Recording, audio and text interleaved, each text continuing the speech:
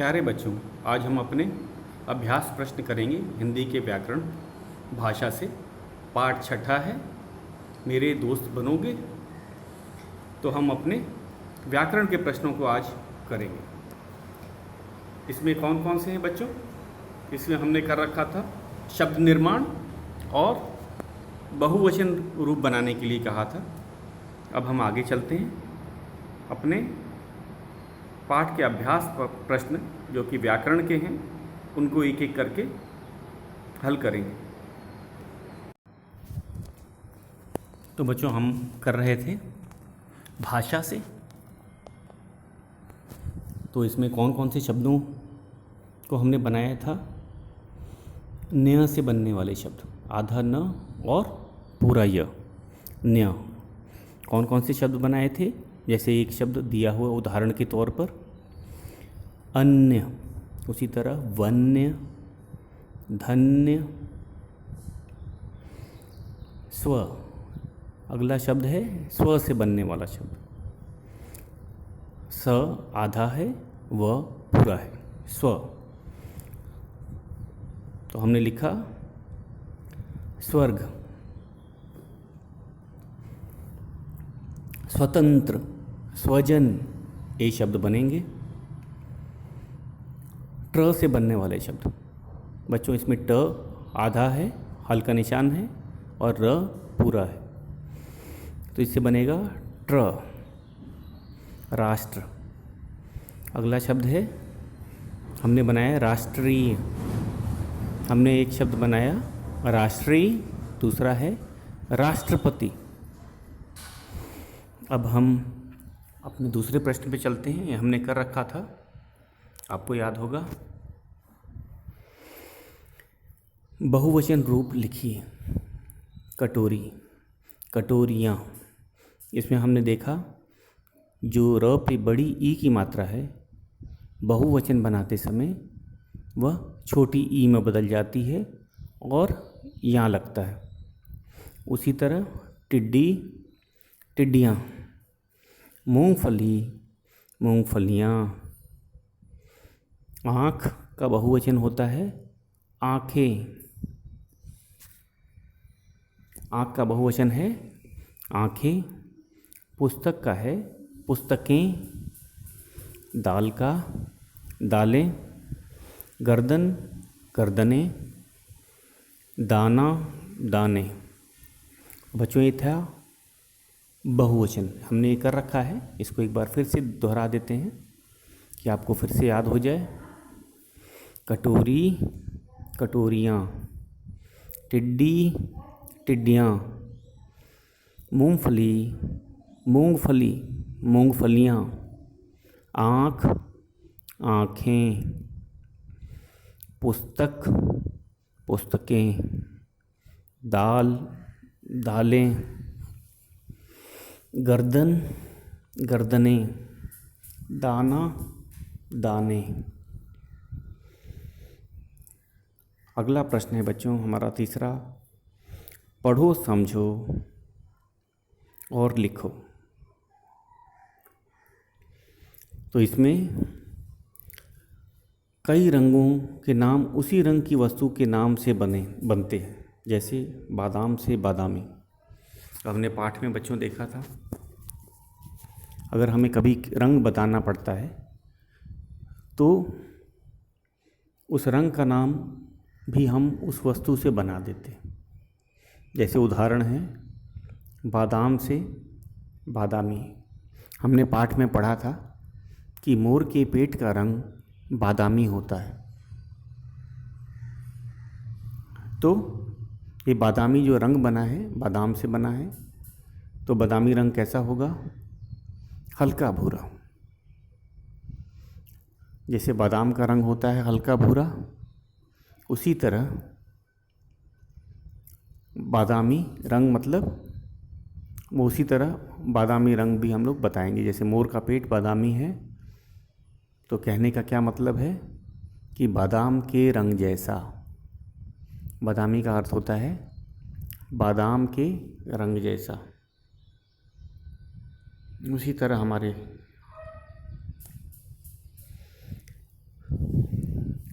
नीचे लिखे शब्दों से जुड़े रंगों के नाम लिखो।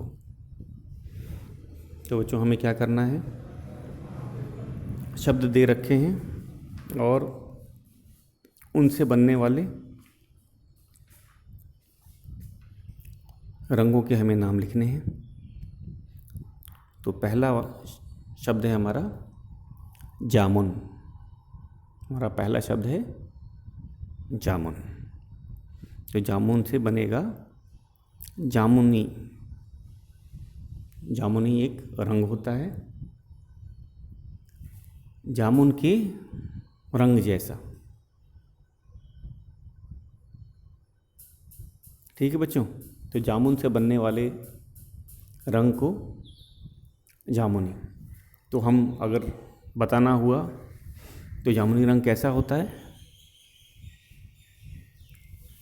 हम लोग इंग्लिश में क्या बोलते हैं, जामुन वॉयलेट। तो हिंदी में रंगों का कैसे कैसे बताया जाता है, जैसे रंग की वो वस्तु होती है उसी तरह उसी से रंग का भी नाम रखा जाता है। जैसे बादाम से बादामी रंग बना है, बादाम से बादामी, जामुन से जामुनी। उसी तरह बैंगन से बैंगनी रंग, बैंगन से बैंगनी रंग, गुलाब से गुलाबी। तो हम लोग इसको लिखते जाते हैं। उसी तरह चंपा, चंपा एक फूल होता है बच्चों, तो उसके रंग की तरह हम बताते हैं तो उसका तो चंपई रंग होता है। जैसे किशमिश, किशमिश आप सबने देखा होगा, तो किशमिश के रंग जैसा चीज़ होता है तो हम उसको बोलते हैं किशमिशी रंग का। ठीक है, तो सबसे पहले लिख के देखते हैं जामुन का जामुनी।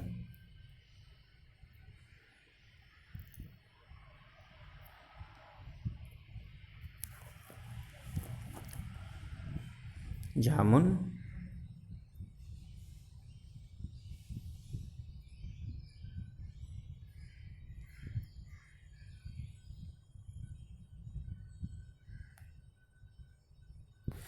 जामुन से जामुनी। दूसरा शब्द है बैंगन, बैंगन से बैंगनी।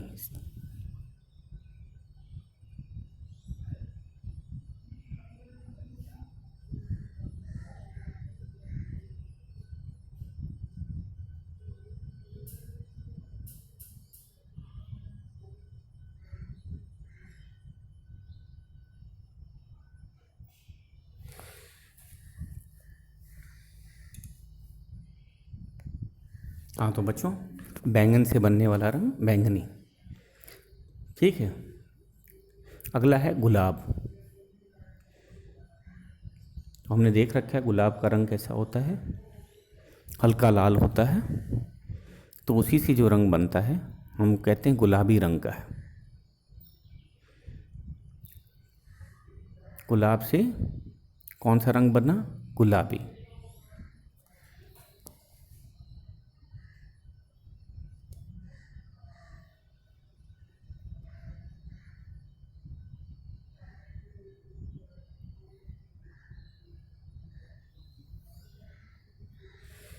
तो हमने देखा जामुन से जामुनी, बैंगन से बैंगनी, गुलाब से गुलाबी, चंपा ये भी एक फूल है, जैसे गुलाब फूल होता है, चंपा भी एक फूल है। तो इससे कौन सा रंग बना है, चंपई। ध्यान देना है बच्चों, इसका नाम है चंपई।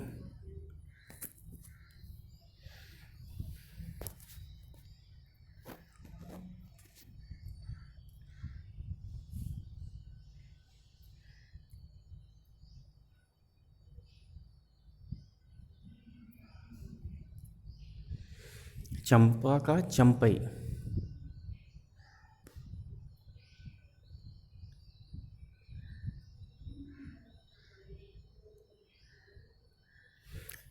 चंपा चंपई। उसी तरह किशमिश किशमिशी, किशमिश किशमिशी।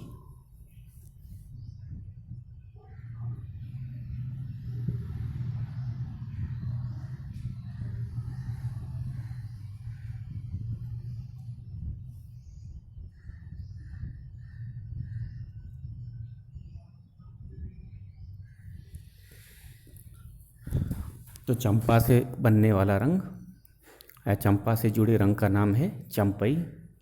किशमिश से जुड़ा रंग किशमिशी।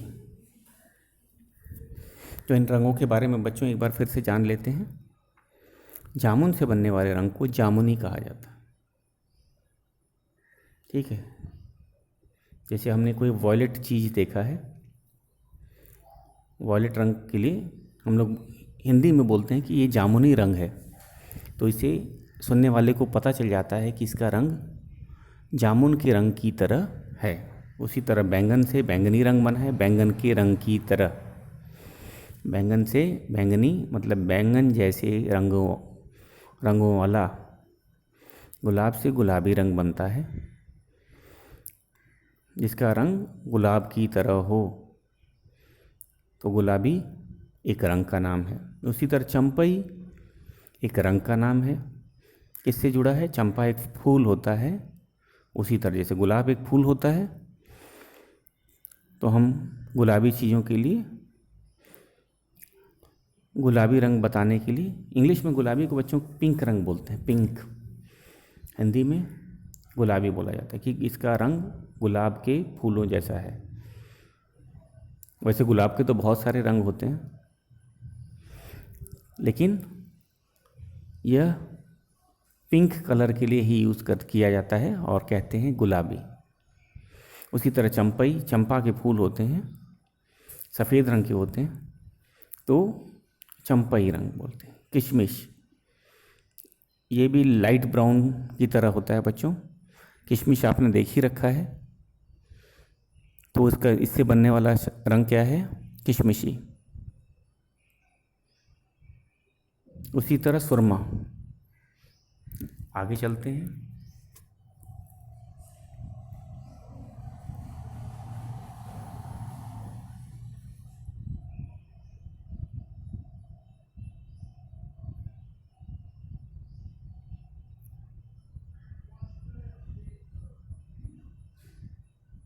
हाँ, तो बच्चों सुरमा आँखों में लगाने वाला एक प्रकार का काजल होता है। तो इसका रंग काले रंग की ही तरह होता है लगभग, तो हम सुरमा से रंग बनने वाले को सुरमई बोलते हैं। सुरमा से बनने वाले रंग को सुरमई बोलते हैं। तो सुरमई लिखते हैं।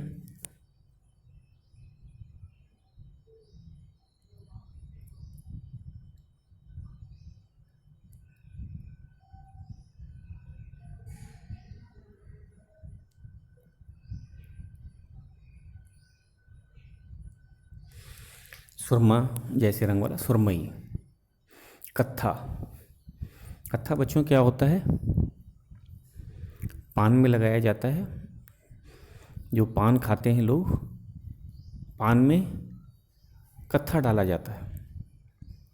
यह लगभग डार्क रेड की तरह होता है, या हम लोग इंग्लिश में बोलते हैं ब्रिक रेड। तो इस रंग को कत्था से बनने वाले रंग कौन सा बना है? कत्थई रंग। कत्था से बनने वाला रंग कत्थई कहा जाता है, तो हम कत्थई लिखते हैं।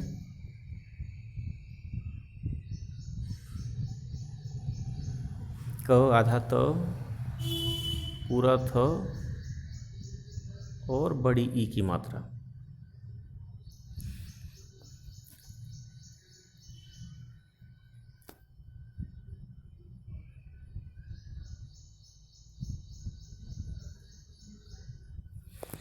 तो सुरमा से सुरमई रंग बना।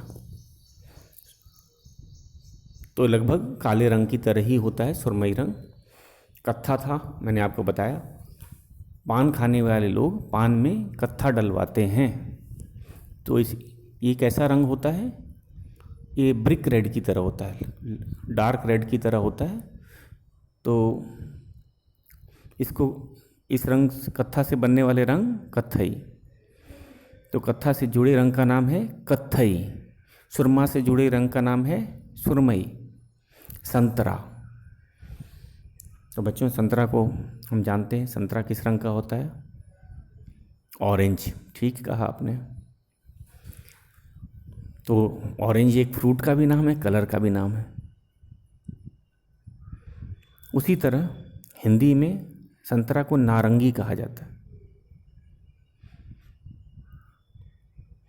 तो जब भी ऑरेंज रंग हमें बताना हो हिंदी में, तो संतरा से जुड़ा नाम नारंगी कहलाता है। संतरा से जुड़ा नाम संतरी नहीं कहा जाता, नारंगी कहा जाता है। क्या कहा जाता है? नारंगी। और इंग्लिश में नारंगी को क्या बोलते हैं? Orange colour. हम लोग बोलते हैं ऑरेंज कलर। ऑरेंज एक फ्रूट का भी नाम है, रंग का भी नाम है। उसी तरह हिंदी में हम लोग नारंगी बोलते हैं, लिखते हैं नारंगी।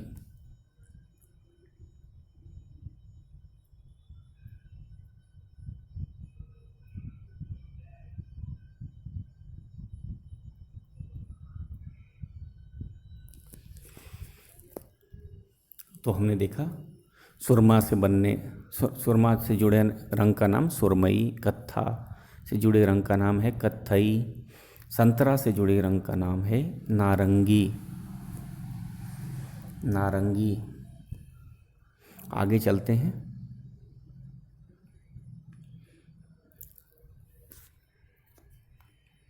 सोना और आसमान, दो और बचे हैं। हम जानते हैं सोना एक चमकदार धातु होती है, पीले रंग की चमकदार धातु होती है। तो सोने से जुड़ा रंग है सुनहरा। ठीक है, सोने से जुड़ा रंग सुनहरा, यह चमकदार पीले रंग का होता है। आपने सोने के गहने देखे ही होंगे। और उसके बाद है आसमान। आसमान का रंग कैसा होता है बच्चों? हिंदी में लाइट ब्लू को बोलते हैं स्काई ब्लू। इस तरह आसमान का रंग होता है। तो लाइट ब्लू को हिंदी में हम लोग आसमानी रंग कहते हैं। जब आसमान में बादल नहीं होते हैं, आसमान साफ होता है, तब हमें आसमानी रंग दिन में साफ नज़र आता है। इंग्लिश में अगर कहा जाए तो हम लोग इसको स्काई ब्लू या लाइट ब्लू के नाम से जानते हैं। हिंदी में आसमान से जुड़े रंग का नाम है आसमानी, जिसका रंग आसमान के रंग का हो। तो सोना का पहले हम लिखते हैं सोना का सुनहरा,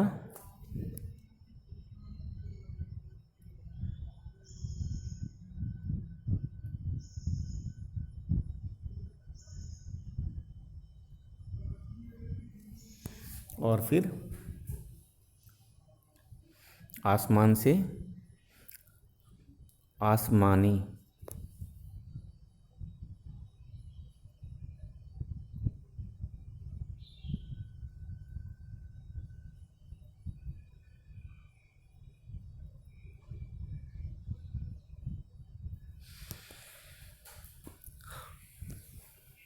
सोना से जुड़े रंग का नाम है सुनहरा।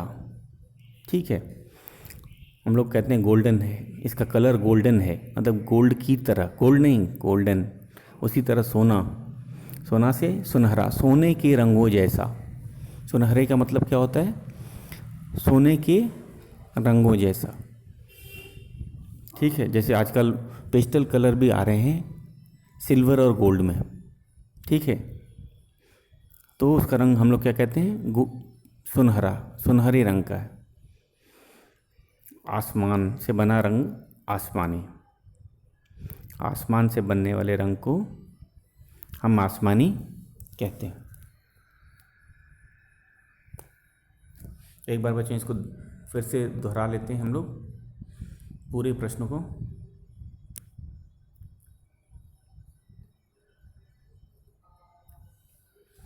नीचे लिखे शब्दों से जुड़े रंगों के नाम लिखो। तो ये प्रश्न आपको अपने पाठ्य पुस्तक में करना है। सब प्रश्नों को जिसमें की जगह दिया हुआ है हम उसे अपने पाठ्य पुस्तक पे करते हैं और पेंसिल से लिखना है।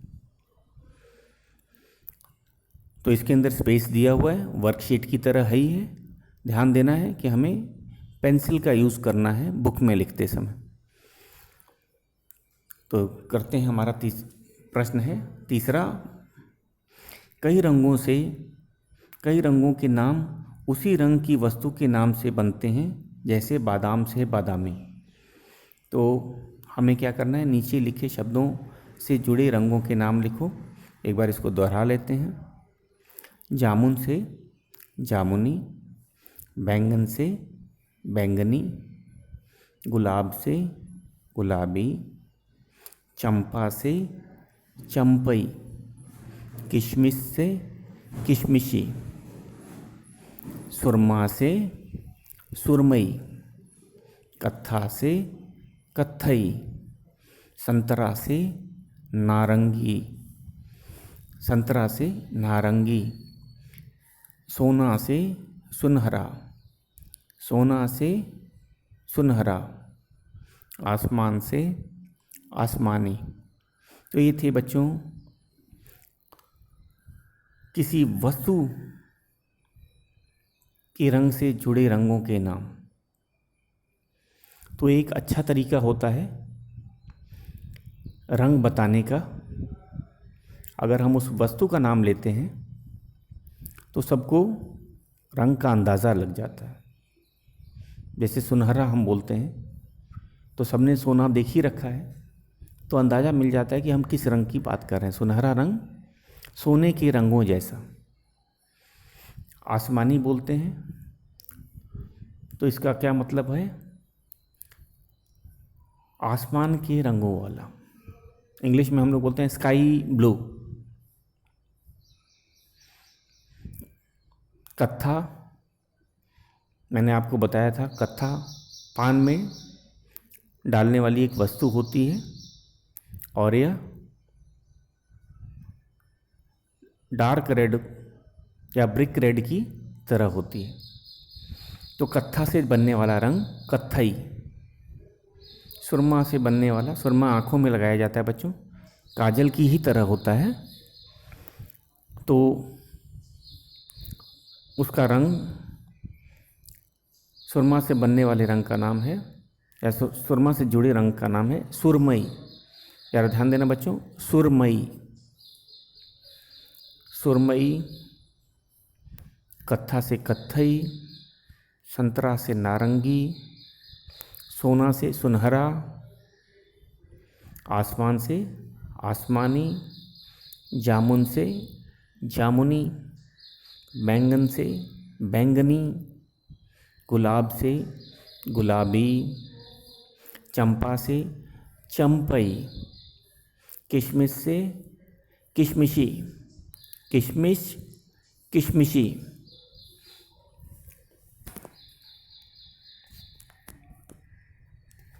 तो बच्चों अब हम आगे चलते हैं। पढ़ो और समझो।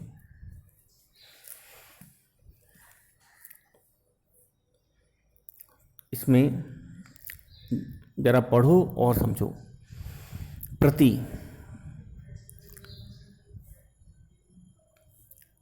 प्रति धन, प्लस को हम लोग हिंदी में क्या बोलते हैं, धन या जमा।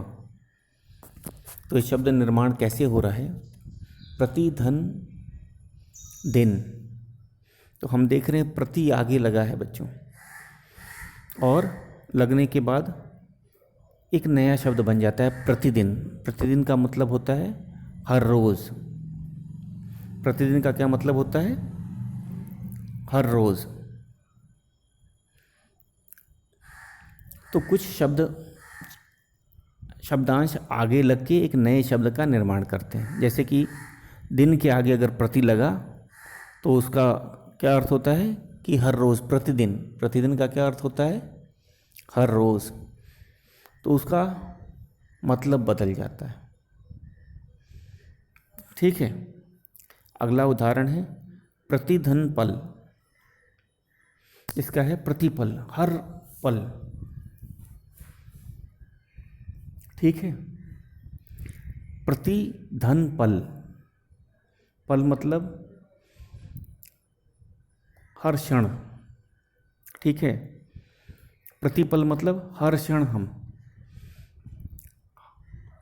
क्या तो पल से प्रतिपल, हर पल। प्रति क्षण, प्रति क्षण, प्रतिपल प्रतिक्षण दोनों का अर्थ एक होता है, ठीक है।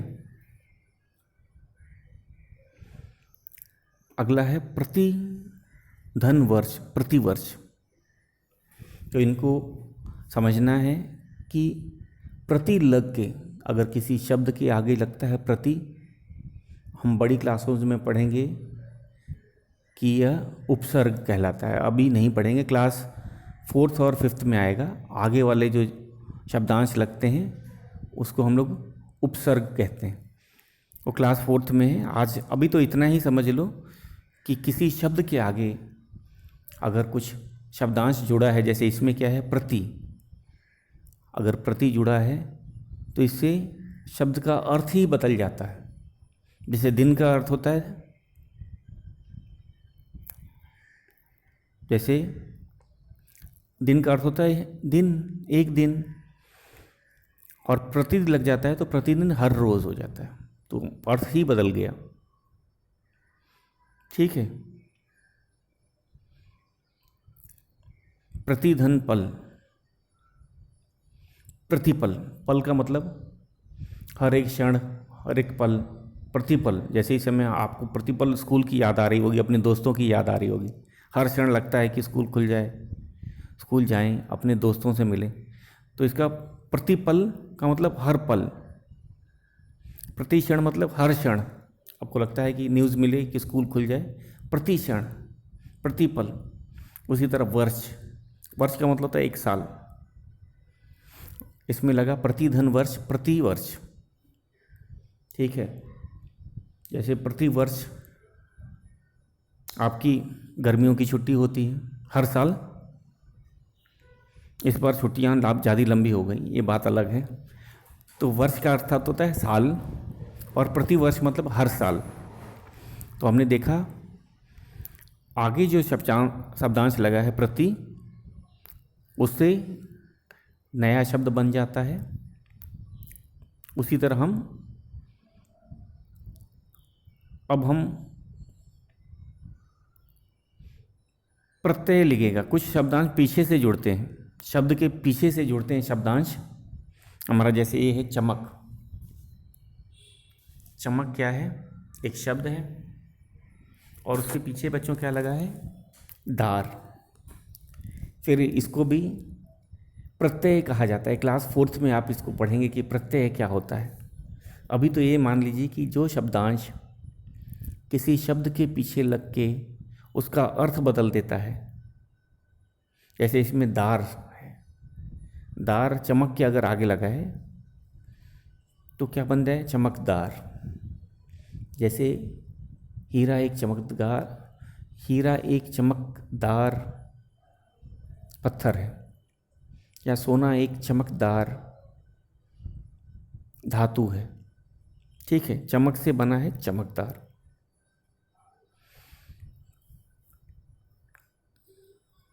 उसी तरह अगला शब्द है धार जमा दार। धार क्या होता है, इसमें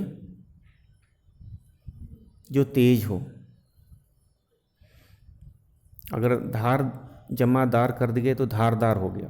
जैसे चाकू एक धारदार औजार है, ठीक है, उसमें धार होती है, तेज होता है, ठीक है। धार का अर्थ क्या होता है, धारदार का अर्थ इसमें जो तेज होता है उंगली काट सकता है, ठीक है। तो धार से बना शब्द। तो हमने इसमें क्या पढ़ा बच्चों, कुछ शब्दांश जैसे प्रति और दार, कुछ शब्दांश आगे लग के नया शब्द बनाते हैं, कुछ शब्दांश शब्द के पीछे से जुड़ के नया शब्द बनाते हैं। ठीक है बच्चों, अभी अगला है हमारा कांटा धनदार। कांटा धनदार, कांटेदार। ठीक है, जैसे कैक्टस एक कांटेदार पौधा होता है, चूड़ी प्लस दार, चूड़ीदार। जैसे चूड़ीदार पाजामा आपने सुना होगा, इसमें पहनते हैं तो सिलवट्टे आ जाते हैं। तो इसको आप पढ़िएगा और फिर हम शेष कल करेंगे। पढ़ो और समझो। ठीक है बच्चों, आज के लिए इतना ही।